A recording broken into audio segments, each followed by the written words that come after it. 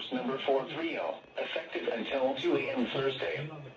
This watch includes the following: Lake Michigan from Wind Point, Wisconsin to Winthrop Harbor, Illinois, 5 nautical miles offshore to mid-lake. Lake Michigan from Winthrop Harbor to Illinois Harbor, Illinois, 5 nautical miles offshore to mid-lake. And Winthrop Harbor to Illinois Harbor, Illinois, and the following counties in Illinois: Lake and McHenry.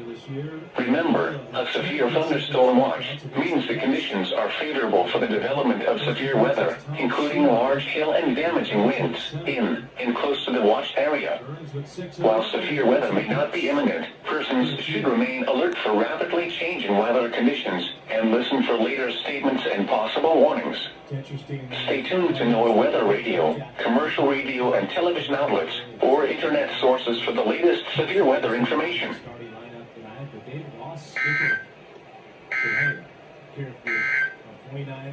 Here is